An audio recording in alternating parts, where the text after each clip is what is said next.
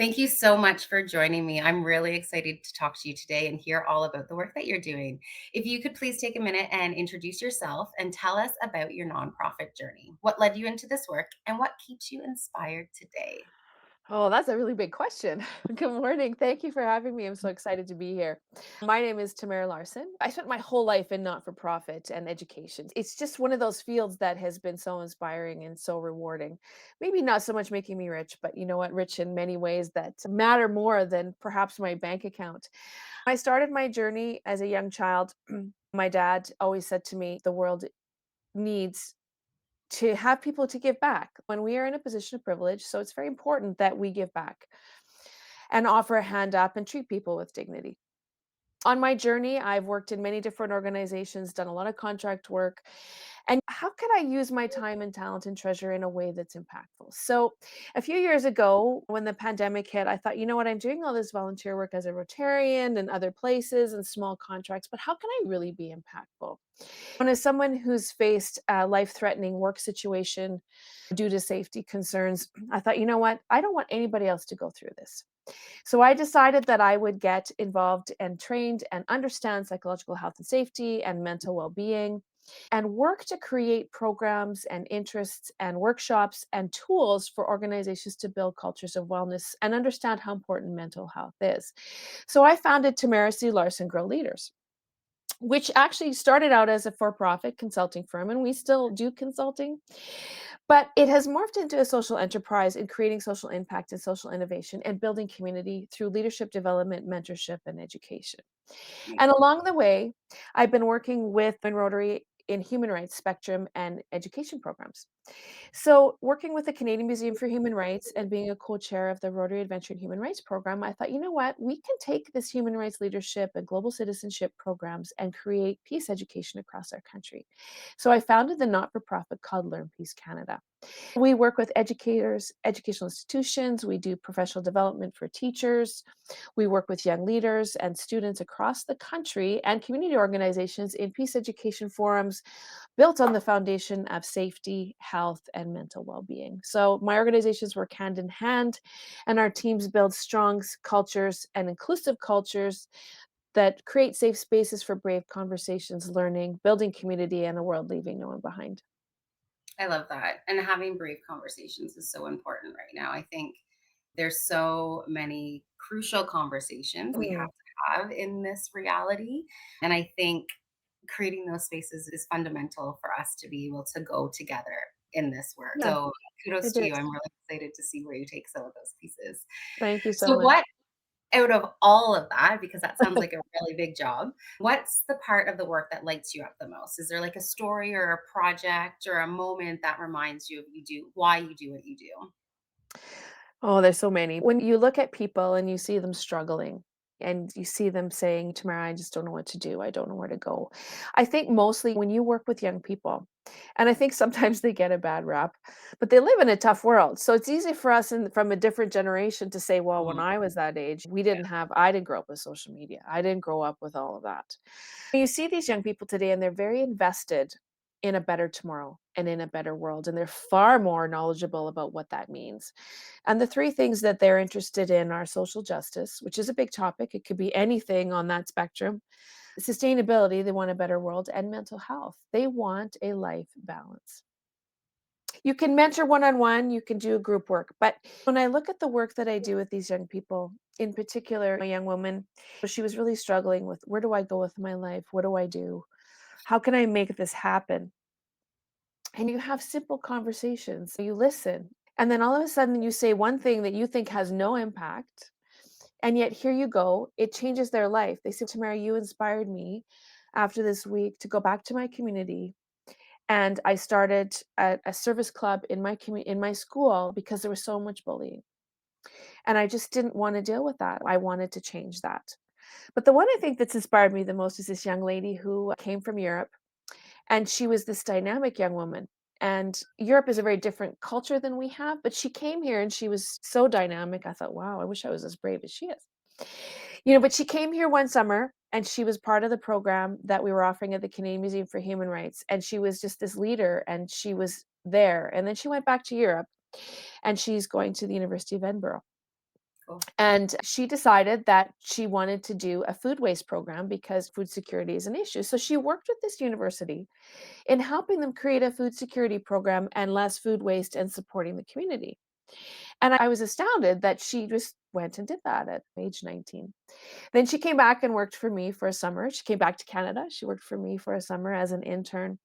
And what an amazing time to have her and her perspective as we built courses and facilitated programs and just her perspective and leading the way. And now I watch her on her life path growing into this amazing young woman and chasing her dreams. And I look at that and I think, wow, I wish I could have been that brave at that age, but the world was a different place. So the mentorship, the opportunities, removing the systems, and just looking at things through that lens and understanding that every action and word we have creates impact. I love that. There are so many amazing young people. Like they absolutely give me the hope for the future. I feel Mhm. that there's a lot of scary narratives currently in the universe, and I think the path and whenever I talk to a young person and they have a clear sense of what the future could hold, I think that's the tough part I have a hard time wrapping my head around is, like, how it Yeah. could it be different? But they always have a vision, and I'm always inspired, so I Mhm. love that you get to work so closely with youth and just hearing how they can really make the big change for the world. That's really exciting. With that, what's one challenge or shift you're currently navigating in your organization or in the sector, and how are you approaching it? What kind of support would help, or what would that look like? I think that it's the same across the board and not for profit. I mean, we have all this work we want to do, but do we have the capacity and do we have the funds? You can raise funds for projects and initiatives, but we need funds for operations and building the back end. And we don't want to burn our teams out. We want to have the capacity to ensure that one, we pay them a living wage, two, that we have the money to build things properly, that we have recurring income, and that we have the sustainability short and long term. So I think that for us, it's also the opportunity and the funding and the support to reach out to schools and organizations to say, hey, we have this. How do we develop those relationships? Everything takes time and energy and capacity. So we spent a lot of time building things on the back end and the courses and the initiatives and the tools, which cost money. And now we need the capacity to market it. So it comes back to really how do we have the long term funding to ensure we can continue the programs? Our funding models are very unstable. Government grants, they come and Yeah, go with different governments and budgets. The pie is getting so much smaller in the not for profit sector in every area, but the need is getting so much bigger. And so, how do we collaborate? How do we co create? How do we raise funds? How do we be impactful and effective? And yet still reach our goals. It's so challenging to attract top talent because in the corporate world, or in the public sector, there's so much the wages are so much better because people need to pay their bills. So I think that how do we fix that? Working with students and interns and paying them a decent wage, but taking advantage of that, working with educational institutions in their co-op programs because they're always looking for projects. At least for us, that's one way.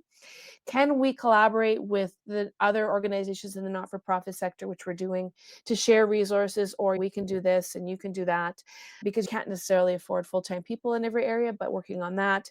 And then collaboratively doing fundraising where we do the work 50-50, we split the efforts 50-50. So really looking at different models and different paths forward as strategic collaborations and partnerships with in-kind gifts, financial gifts, and operational gifts.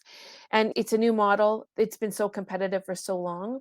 But how do we break those silos down and work together to create collaborations and co-creation because we can be much more effective and it's starting to work. We're starting to gain some traction, but everybody's starting to think differently. So how do we do differently? We can't have different results if we do things the same way. I cannot agree more. I feel like that's the thing I keep like coming up against is we expect something to happen differently, but we're doing the exact same thing. And it's frustrating to watch. So I love what you have shared. I think a lot of those models make a lot of sense. And the collaborative approach is so important right now. And I think we Mhm, also need to change the narrative of what people think about nonprofits. The nonprofit sector as a whole is so fundamental and it's like the bedrock to the Canadian mhm. ecosystem in It any and is. majority of other countries. But it's so crucial and people just can't get past the concept that it's like government funded or it's a handout or it's not something that's actually embedded into so many areas of our lives. And I think once we can change that narrative as well and Mhm. continue having these conversations and doing that with Mhm. these co-ops and bringing the younger generation in and actually them having part of those conversations and being part of that movement and change, I think is so fundamental. So I love what you're doing and how you're bringing Thank that. you. It's amazing. Yeah, so I think, it is changing the narrative, right? It's not when people are fundraising and stuff, it's not volunteerism all the time. And volunteers Yeah. are the backbone, but we have to change that narrative. We provide a significant contribution to our financial part of our economy and economic drive as well. And we fill the gaps. Everyone thinks government does, but it is actually isn't government. It actually is a not-for-profit sector. So how do we strengthen that because it's needed now more than ever? So much more now than ever. Yeah, I love it. I think that's a continued case study that we could continue to follow. And I'd love to circle back to hear how yours is going and some of those new kind of models that you're creating there. So when we think about conversations that you've had through the Nonprofit Hive, that's how we've come. How has it shaped any of your perspectives or your work? Is there a person that you've met or an idea that stuck or like a simple feeling that you're not in this alone that you've had through the Nonprofit Hive? I think it's such a brilliant plan and organization. I love it because I think that in not for profit, we often work alone. We're very siloed, we're so focused, we do all this stuff.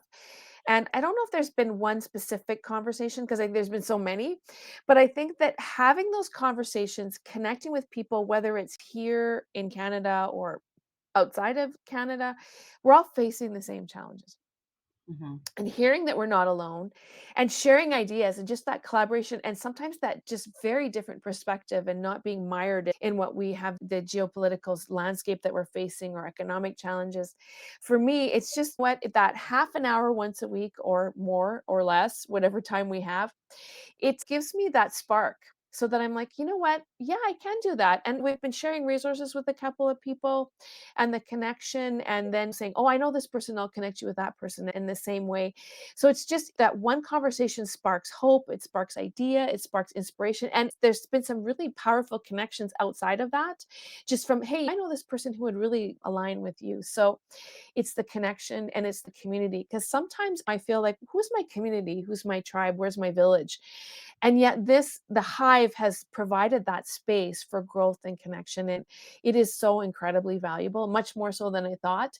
And the weeks that I haven't been able to book those calls, I've really missed that. So that tells me how important it is in moving forward. And I look forward to more conversations and connection as we collaborate and co create.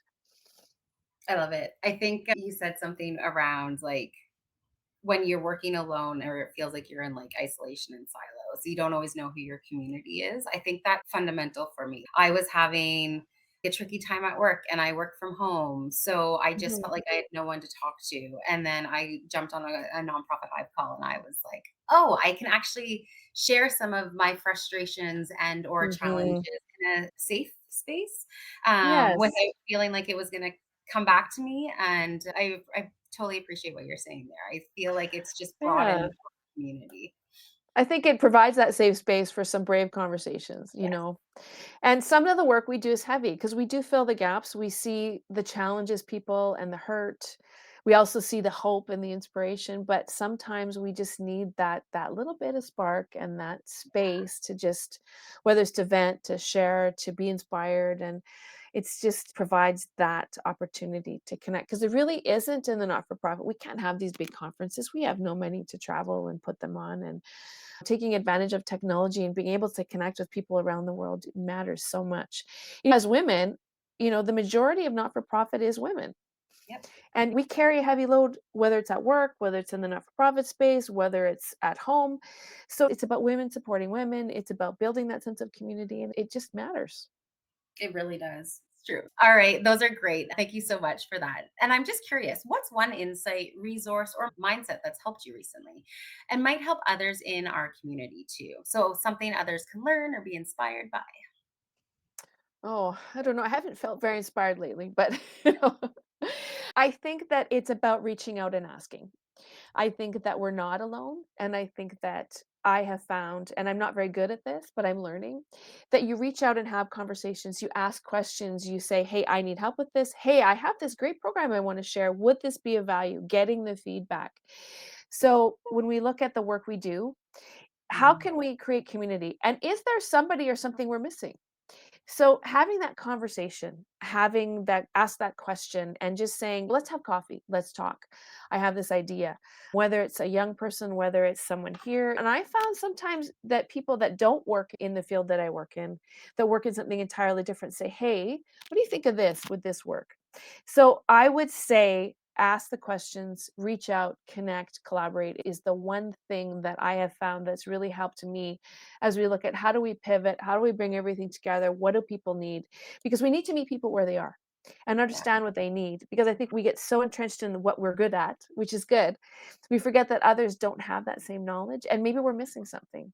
So I just think that the connection, the conversation, and the asking really matters. And the feedback, whether we want to hear it or not, sometimes is really valuable.